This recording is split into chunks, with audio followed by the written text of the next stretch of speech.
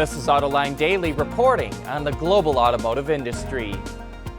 Europe's new fuel economy and test procedure, the WLTP, caused havoc last year for automakers because it takes 2 to 3 times longer to test vehicles than before, which delayed the release of a number of models.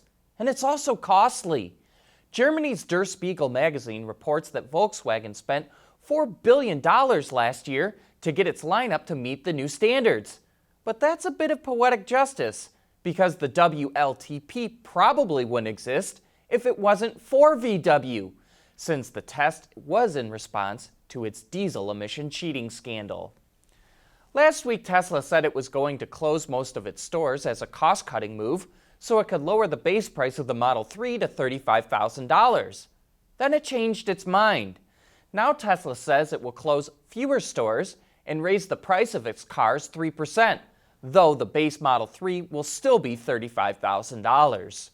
Tesla came under withering criticism after it announced the store closings, and one of its most loyal investment firms dumped all of its stock in the company.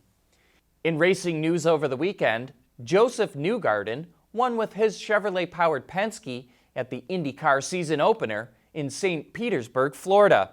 And in NASCAR, Kyle Busch drove his Toyota Camry to the win in Phoenix, Arizona. General Motors just refiled to trademark the name Zora. Some believe GM will use the name on the new C8 Corvette, possibly for a high-performance version. Zora Arkus Duntov was a brilliant engineer who played a major role in the development of the Corvette. We want to thank Autoline viewer Will Slate, who's been keeping up to date on GM's trademark filings with the Zora name. And speaking of Corvette, if you didn't catch Autoline After Hours last week, we had a great discussion about the upcoming mid-engine C8 Corvette. The car is nearly 60 years in the making, and Don Sherman, a freelancer who knows a heck of a lot about it, shared why he thinks GM is now pulling the trigger on making it a reality. It's getting out of bankruptcy. It's having Royce a believer. It's having a business case where it can be profitable. It's having Tad Juchter. And like I say, the C7 customers are aging. They're not going to last forever. You got to get the next generation. You got to get the Countach photo on the wall in the bedroom of the 15-year-olds.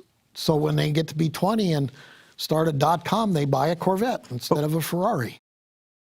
And for more info about the C8 Corvette, you can watch that episode right now on our website, Autoline.tv, or you can find it on our YouTube channel.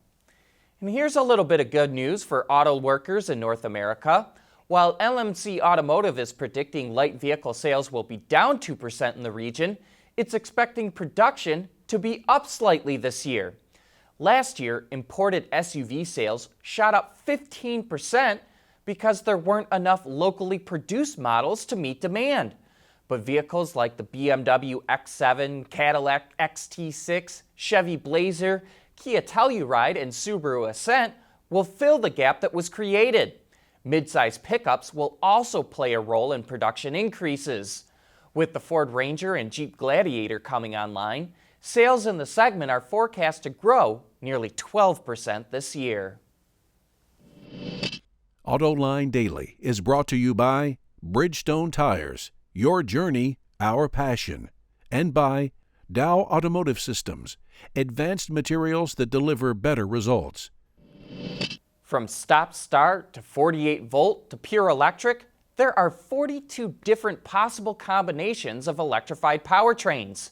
That's according to the giant Tier 1 supplier Magna, which says it can supply 29 of them. One of Magna's most interesting prototypes is a Tesla Model S with a modified powertrain. Magna gutted the Tesla factory powertrain and installed its own, including a different battery pack. On the front axle, they installed an integrated eDrive system with motor, inverter, and gearbox. The peak power of the motor is 160 kilowatts, or about 214 horsepower, and delivers over 2,400 pound-feet of torque. At the rear, they installed 2 asynchronous motors capable of delivering 320 kilowatts or more than 400 horsepower and over 4,800 pound-feet. The two rear motors can operate independently, sending power to either rear wheel, or both.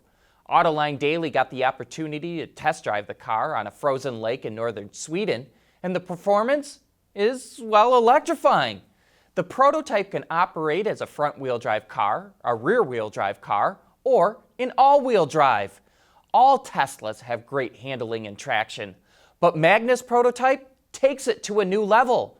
As a front-drive car, the Tesla accelerates well, but understeers on the icy skid pad. In rear drive, it oversteers, of course.